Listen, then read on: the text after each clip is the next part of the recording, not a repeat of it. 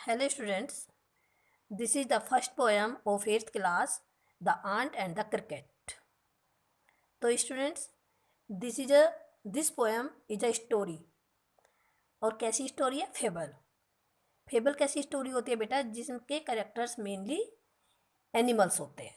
A fable is a story often with animals as characters that conveys a moral, और जिससे moral मिलता है। यानी कि स्टोरी तो नॉर्मली होती हैं, सभी होती हैं, लेकिन जिसके कैरेक्टर्स ह्यूमन बींग्स ना हो करके एनिमल्स होते हैं या बर्ड्स होती हैं, और वो कोई ना कोई हमें मैसेज देती हैं, मोरल देती हैं, उनको हम फेबल बोलते हैं। तो इस स्टोरी में भी एक क्रिकेट है, आंट है, और वो बड़े मतलब ये किस पे दिखाया हुआ है? फॉर रीचिंग सिग्निफिकेंस पे, यानी कि दूरदृष्टि पे, कि पहले से ही सोच करके चलो आगे का, इस तरीके से वो दिया हुआ है। तो उस मोरल बेस्ड स्टोरी है ये। तो देखिए इसका फर्स्ट स्टैंजा। आपको मालूम है कि जो पोएम होती है उसको हम पैराग्राफ नहीं बोलते बल्कि स्टैंजा बोलते हैं। ओके, तो देख लीजिए first stanza. A silly young cricket, accustomed to sing through the warm, sunny months of gay summer and spring, began to complain when he found that at home his cupboard was empty and winter was come. तो इसमें क्या, एक सिली young cricket, उसको सिली बोला है young cricket को, क्योंकि उसने टाइम पे काम नहीं करता वो। तो silly young cricket accustomed to sing, accustomed का मतलब होता है यूज टू, जो गाता रहता था, यानी गाने की हैबिट थी, वो गाता ही रहता था। Through the warm sunny months of gay summer and spring, तो सीजन चाहे कैसा ही हो, अच्छा सीजन हो, सनी मंथ्स हो मतलब गर्मी के दिन हो, स्प्रिंग सीजन हो या वॉर्म हो, वो गाता ही रहता था। Began to complain when he found that at home, और यहाँ पे कंप्लेन का मतलब ये नहीं कि किसी को चुगली कर रहे हैं किसी की या शिकायत कर रहे हैं, ऐसा नहीं। यहाँ पे मतलब है बिगेन टू वीप, यानी कि अब वो रोने लगा जब उसने देखा या उसने पाया कि उसके घर में his cupboard was empty and winter was कम। जब उसने अपने घर में देखा और उसने अपनी कबर्ड खोली तो उसमें देखा उसमें तो कुछ भी नहीं है, एम्प्टी है, खाने के लिए तो कुछ भी नहीं है।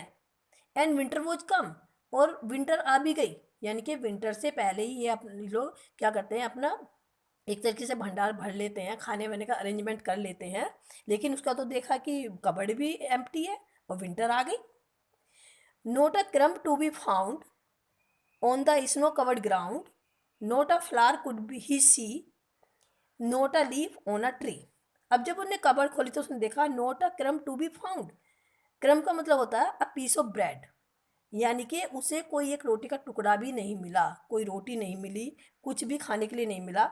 On the snow covered ground, और जो मतलब ठंड इतनी पड़ चुकी है कि जो ग्राउंड है वो भी स्नो से ढक चुका है, यानी कि बर्फ़ पड़ चुकी है। Not a flower could he see, और ना उसे कोई फ्लावर्स दिखाई दे रहे हैं। Not a leaf on a tree, और ट्री पे कोई लीफ भी नहीं है। यानी कि इस तरह का मौसम हो गया, इस तरह का सीजन आ गया है, और उसके पास कुछ भी नहीं है। Oh that will become, oh what will become says the cricket of me, तो उसने क्रिकेट ने कहा कि अब मेरा क्या होगा, यानी कि खाने के लिए मुझे कुछ मिलेगा नहीं, अब मेरा क्या होगा। At last by starvation and famine made bold, all dripping with wet and all trembling with cold, away he set off a miserly aunt to see if to keep him alive he would grant। तो क्या कहा उसने फिर, जब उसने कहा वो अब मेरा क्या होगा, यानी कि खाने के लिए कुछ है नहीं, अब मेरा क्या होगा। तो at last by starvation and famine made bold, तो क्या होता है कि भूखमरी के डर से, स्टारवेशन होता है भूखमरी, कि अब तो मैं भूखा मर जाऊंगा। और फेमाइन, फेमाइन होता है अकाल, जिसमें कोई खाने को मिलता ही नहीं है, उससे बोल्ड होकर के कि अब तो मैं भूखा ही मर जाऊंगा, भूखमरी हो जाएगी। All dripping with weight and all trembling with cold, ठंड से कांपते हुए, गीले होते हुए, जैसे बर्फ़ वगैरह पड़ रही है, फोग वगैरह पड़ रहा है, उससे गीले होते हुए, ठंड से कांपते हुए।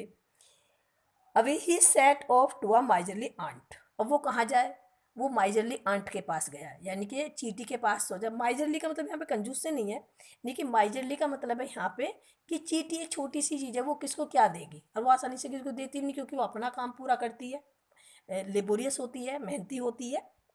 तो इसलिए यहाँ पे माइजरली यूज किया गया है।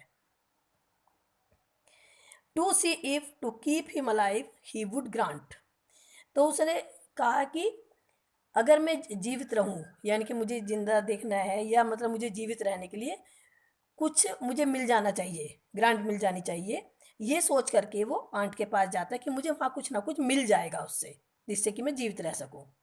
Him shelter from rain and a mouthful of grain he wished only to borrow he had repay it tomorrow. तो जाकर के क्या कहता है वो आंट से, हिम शेल्टर फ्रॉम रेन, यानी कि उसे रेन जैसे पड़ती है तो रेन से बचने के लिए शेल्टर चाहिए, यानी कि आश्रय चाहिए जिससे कि वो बारिश से बच जाए, रहने के लिए जगह चाहिए।